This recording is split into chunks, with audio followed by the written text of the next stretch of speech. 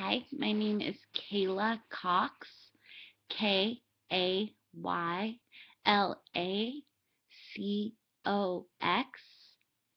and my client is Tamra Holland, Tamrahholland,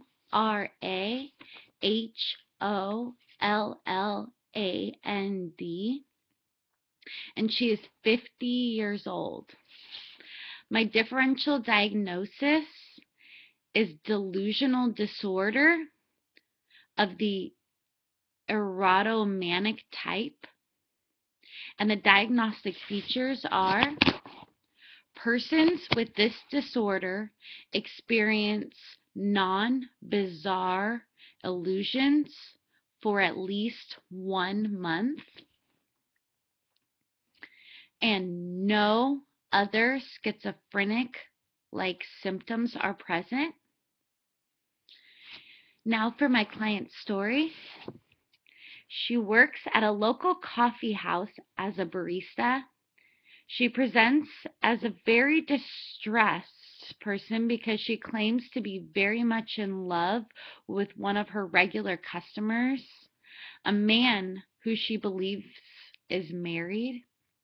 She firmly believes he loves her too, and bases this belief on his casual remarks, witty manner, and what she thinks are suggestive movements toward her.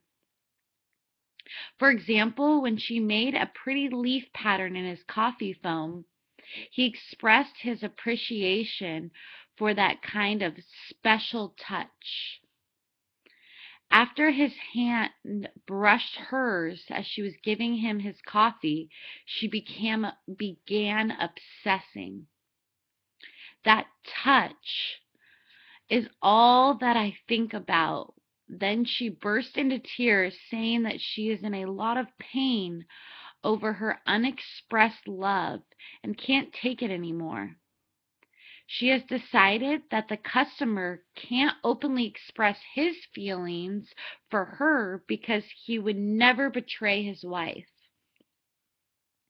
Her love for this man has been going on for nearly 2 years. Over this period of time, her feelings have grown stronger. She describes his visits to the coffee house as pure torture. She is having trouble sleeping and feels nauseated when she thinks about him. She's thinking about quitting her job, but has no savings and lives from paycheck to paycheck. Tamra has an only child of a Tamra was an only child of a single mother. Her mother then married her stepfather when she was 5 years old.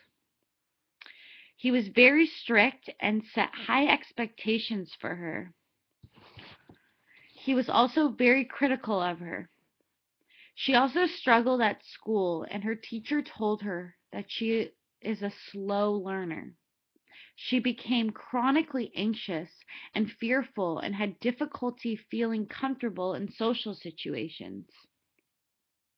She was married once but is now divorced. Her husband is also very critical of her and claims the marriage was asexual. Upon interview, Tamra presents with childish thinking and the unshakable belief that this customer is in love with her. Her distress has now reached the level of chronic sadness that has disrupted her ability to eat and sleep. She expresses feelings of hopelessness. Now for the multi-axial diagnosis. Axis 1 is delusional disorder of the erotomanic type. Axis 2 is none. Axis 3 is none. Axis 4 is academic difficulties and critical step-parent and ex-husband. Axis 5 is a GAF score of 65.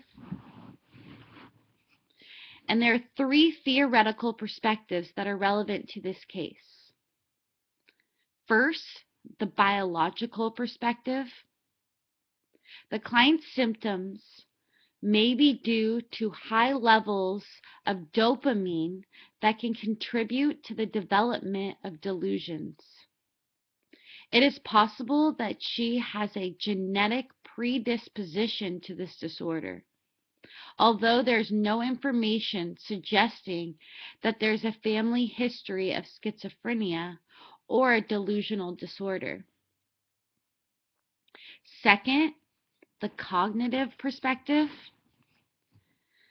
The client's delusions may be due to cognitive distortions.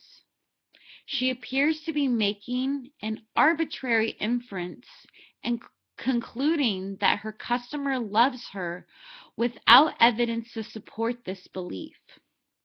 Insignificant stimuli are viewed as significant, and this has caused the distorted perception that the customer is in love with her. Last, the behavioral perspective. The client's symptoms may be due to the faulty learning experience of operant conditioning. Her delusions are positively reinforced because they produce pleasant feelings of being in love. That concludes my presentation.